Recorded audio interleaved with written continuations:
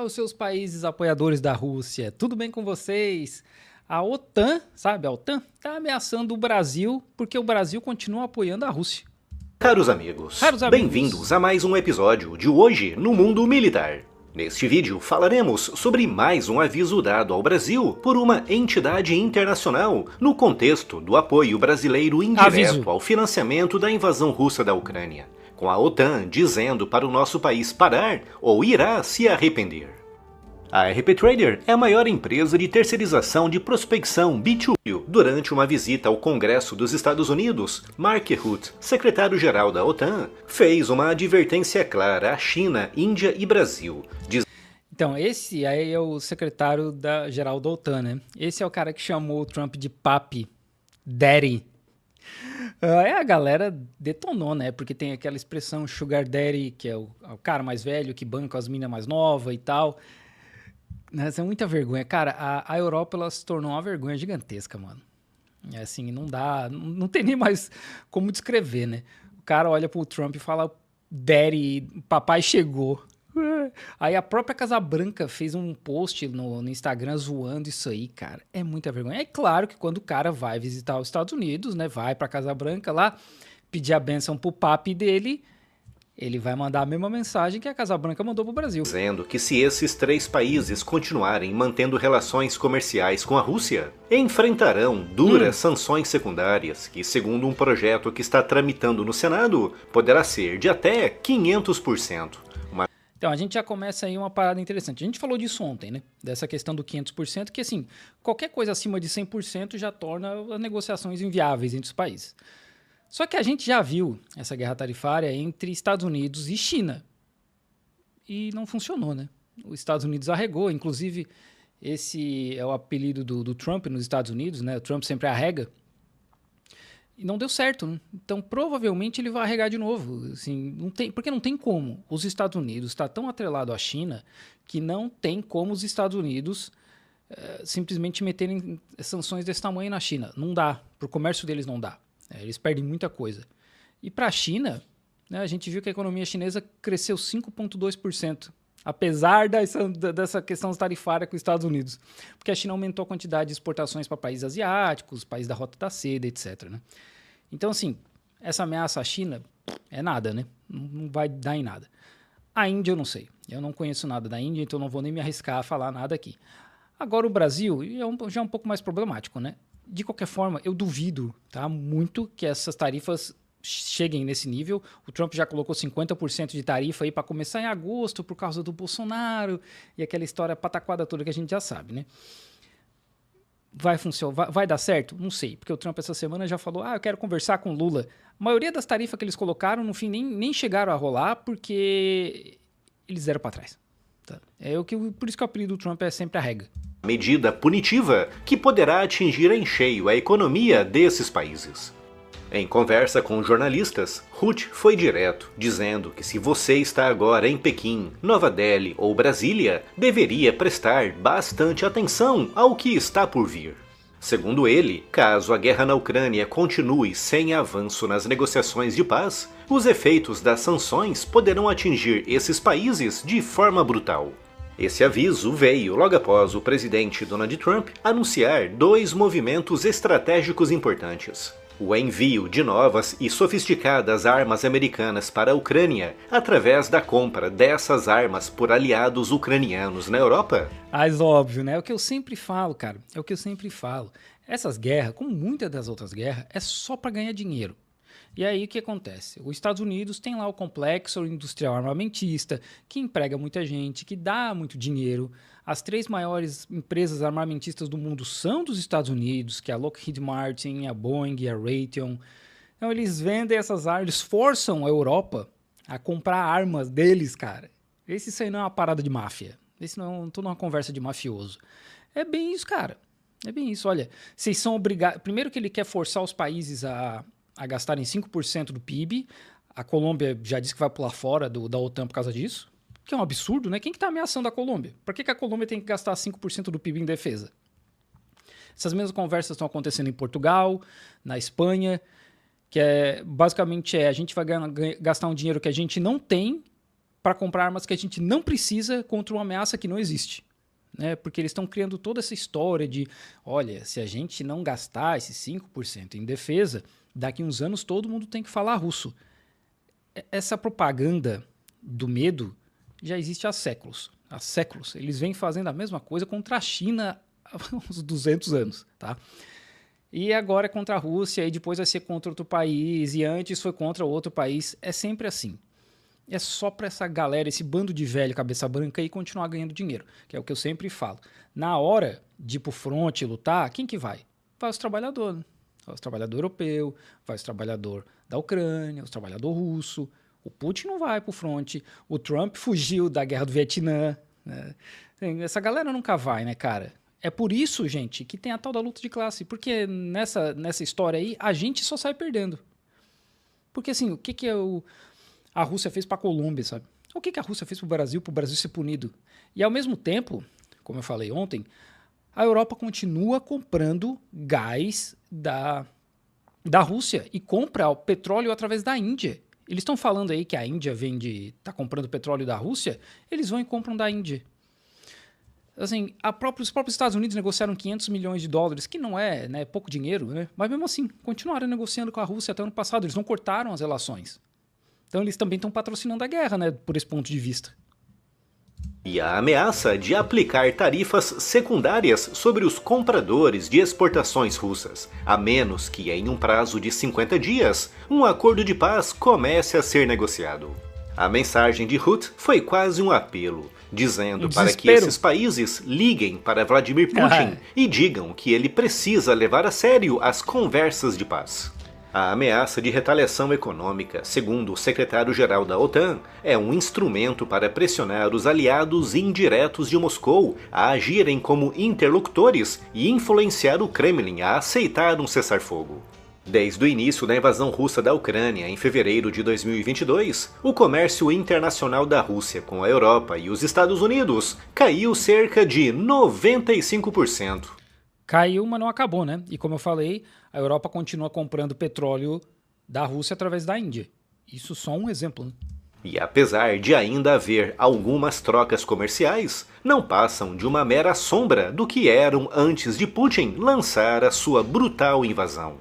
Essa gigantesca perda de receitas, estimada em centenas de bilhões de dólares, teve de ser compensada por Moscou com a abertura de novas rotas comerciais, com Putin se voltando justamente para a China, Índia e Brasil, membros fundadores do BRICS.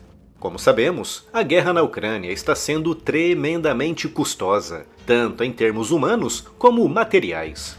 Para todo mundo, né? Para todo mundo. Esses termos, os humanos é como eu falei antes, né, cara? É só o trabalhador que morre ali, né? E em termos materiais, a Europa inteira também tá jorrando dinheiro nessa guerra, cara. E quem que tá pagando essa conta? O trabalhador europeu, sabe? Não é o rico europeu que tá tirando alguns milhões do bolso, não, né? Quem tem que dar mais dinheiro é quem ganha menos, cara. E isso é um problema gigante. Essa é a parada dessas guerras. No fim, quem está tendo que dar mais dinheiro são os pobres, né? Quem tem que colaborar mais, quem tem que colaborar com a própria vida, são os pobres trabalhadores. Né? E a Europa, que já não vinha numa economia muito boa, porque acabou o colonialismo, e isso é um impacto gigantesco na economia europeia, né? Que a Europa é a Europa por conta do colonialismo e do imperialismo mundial. E a partir do momento que eles não têm mais de quem sugar, que era basicamente de graça, mão de obra de graça, insumos de graça, não tem mais. A economia deles vai cair com o tempo, isso é esperado, né? Só está acelerando esse processo. A Europa hoje é uma sombra do que sempre foi e só vai piorar, cara. E com essa guerra aí mesmo, mais investimento em guerra, eles só vão piorar. Eles não têm como se manter ricos do jeito que eles são sem colônias. Trata-se de uma guerra muito cara e que precisa ser financiada, com Putin firmando grandes contratos de venda de petróleo, combustível e gás com esses três países. A Índia e principalmente a China estão comprando quase todo o gás e petróleo russo que antes era vendido para a Europa, com o Brasil se aproveitando do baixo preço do diesel russo e se convertendo no segundo maior comprador mundial desse combustível.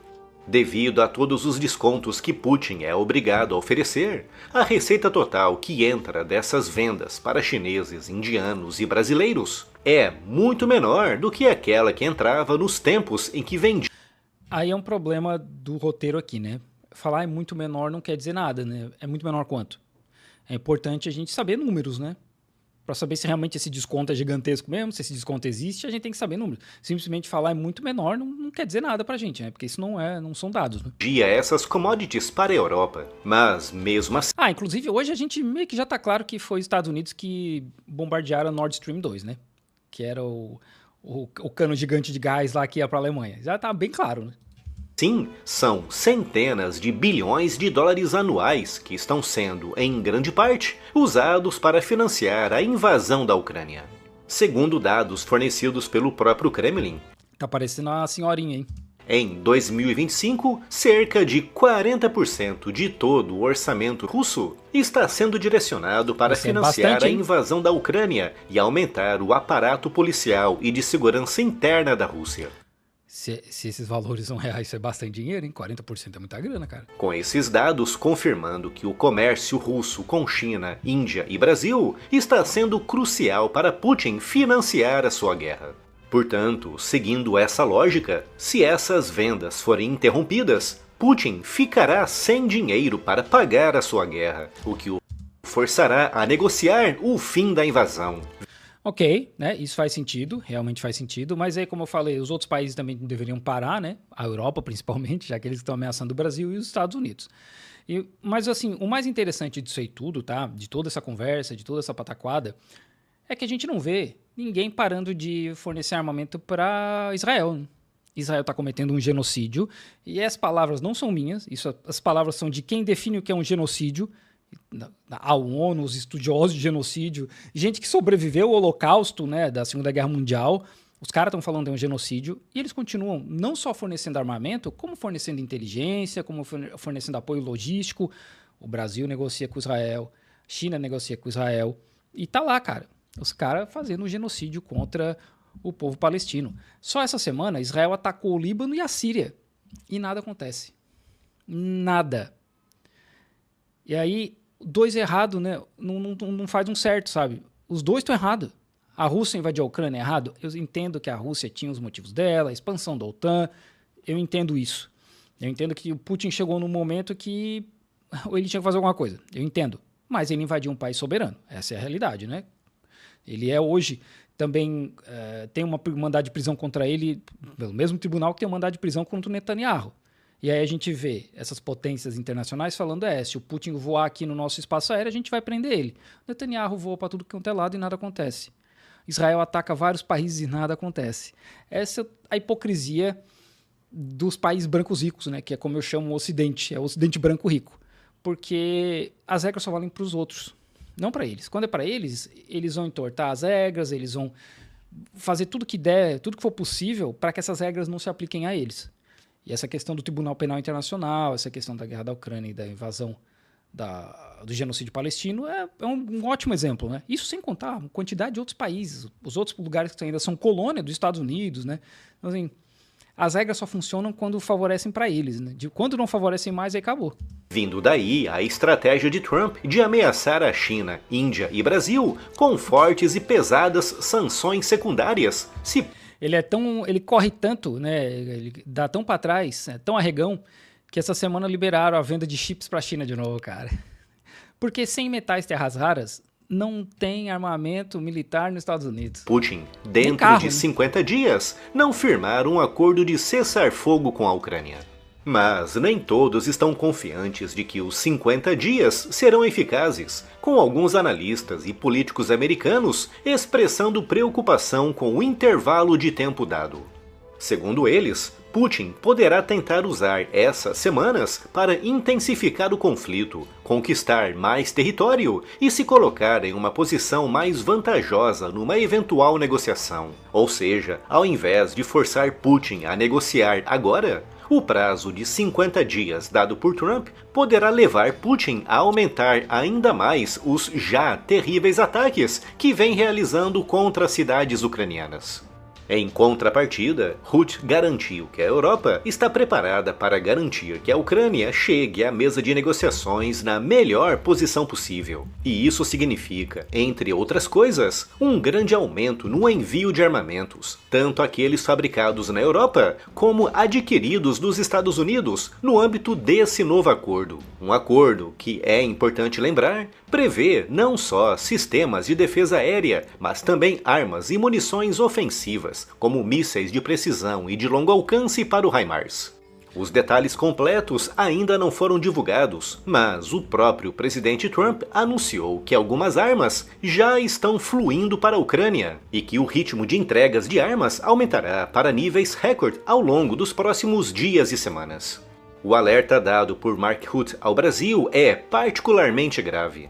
China e Índia possuem economias muito grandes, robustas e diversificadas, e por isso seriam capazes de se ajustar melhor a essas sanções. Mas a economia brasileira, que corresponde à metade da economia indiana e a apenas 12% da economia chinesa, poderia sofrer e ter mais dificuldades em se adequar a sanções tão pesadas. Além disso, o alerta de Mark Rutte, ecoando alertas dados por senadores. Pô, eu tô vendo aqui, eu nunca tinha visto a história desse cara da OTAN, né? Esse cara, secretário da OTAN, ele é holandês. Ele é de uma família de colonizadores da Indonésia, porque a Holanda colonizou parte da Indonésia, né?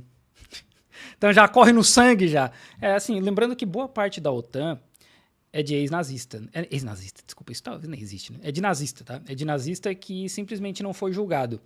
Quando foram preparar ali os julgamentos de Nuremberg, tinha um cara chamado John Foster Dulles, que era um advogado dos Estados Unidos que estava trabalhando na parte de diplomacia na Europa. Ele livrou a pele de muito nazista, porque ele tinha os mesmos valores, né, dos nazistas. E aí ele ajudou muita gente, não só a fugir, mas também a movimentar dinheiro, porque ele era um advogado de Wall Street, ele e o irmão dele, né. E aí esses caras depois, eles foram mantidos no poder, principalmente por conta da ameaça comunista, né? O fantasma do comunismo. Porque para eles enxergavam o comunismo como um adversário pior do que o nazismo. Muito pior. Então eles fizeram de tudo para manter um monte de nazista vivo e depois colocar esses nazistas no poder. E a base da OTAN eram de generais e oficiais nazistas. Era gente que era do exército alemão. Então a OTAN já nasce com o nazismo no sangue, cara. E aí hoje a gente tem um cara ali que, obviamente, né, a gente não pode dizer, ele é culpado pelo que o avô dele fez, o pai dele fez na Indonésia como colonizador, mas tem a chance bem grande dele ter crescido num ambiente onde eles consideram a supremacia branca, né? É bem grande. E congressistas americanos também é direcionado pessoalmente a Lula, que vem demonstrando cada vez mais simpatia a Vladimir Putin, começando pela sua visita a Moscou para o desfile do Dia da Vitória na Praça Vermelha, e a declaração conjunta do BRICS, assinada por Lula, que condenou os ataques ucranianos contra a Rússia, sem condenar em nenhum momento os terríveis ataques russos que diariamente atingem civis na Ucrânia. Isso mostra que o Brasil não está apenas se aproveitando do diesel russo barato. O Brasil, através de Lula, está ativamente apoiando Putin também a nível diplomático, através de demonstrações claras de simpatia. O Brasil, assim como a China e a Índia, está diante de uma escolha que pode ter consequências profundas. Procurar outras fontes para a compra de combustível, no caso de Putin não assinar um cessar-fogo, ou continuar mantendo relações com Moscou, confirmando oficialmente o apoio à invasão da Ucrânia e enfrentar o peso de duras sanções. Que não vão acontecer, cara. Vamos ser bem sinceros aqui. Não tem como colocar 500% de tarifa, cara. Não vai rolar. Não vai rolar no Brasil, não vai rolar na Índia. Duvido muito, cara. Duvido muito. Eles estão tentando pressionar, como o próprio Marcelo falou, para ver se o Putin aceita, né? Porque, de novo, o Trump tem a ideia do Prêmio Nobel da Paz, de que ele resolveu os conflitos, de que ele é o cara que acaba com guerra. E, na verdade, ele não é, né? Ele atacou o Irã ilegalmente, tá? O Irã não atacou os Estados Unidos. Quem atacou o Irã? O Irã não atacou os Estados Unidos, né? Ele foi atacado pelos Estados Unidos. Então, é ilegal, tinha que ter uma aprovação da ONU. E, assim, Estados Unidos faz isso a cada década, né? Inclusive, eu estava lendo aqui rapidão que esse secretário da ONU apoiou a invasão do Iraque. Mas claro que apoiou, né?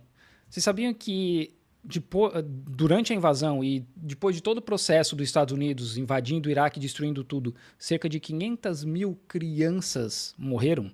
Ou por falta de alimento, ou por falta de atendimento médico. 500 mil crianças do Iraque. E a gente vê esses... É difícil até achar uma palavra que não seja muito ofensiva, que eu não quisesse, né? Só para não ficar parecendo aqui muito ofensivo. É difícil ver esses colonizadores querendo defender democracia e liberdade quando eles causaram a morte de mais ou menos 500 mil crianças, e só no Iraque, tá? Hoje, no mundo, cerca de 35 milhões de pessoas são refugiadas ou tiveram que sair de casa por causa de guerras que os Estados Unidos começou ou guerras que os Estados Unidos apoiam. 35 milhões. Assim, São Paulo, a região de São Paulo tem o quê? 25? É um absurdo, cara. Esses são os caras que estão aí defendendo a liberdade e a democracia, né? De novo, né? A OTAN, ela já nasce podre desde o começo, com foco de nazista, porque era para combater o comunismo da União Soviética. Esse cara aí, aparentemente, não caiu muito, a fruta não caiu muito longe do pé da família dele, de colonizador da Indonésia. E eu duvido muito que vá acontecer alguma coisa, né, cara? A gente tá vendo um monte de ameaça, mas o que tá para acontecer mesmo, a Colômbia pular fora da OTAN, o Macron falando que eles têm que deixar de ser subserviente aos Estados Unidos, principalmente por conta do financeiro, e outros países querendo sair da OTAN porque eles não têm dinheiro para gastar com essas palhaçadas.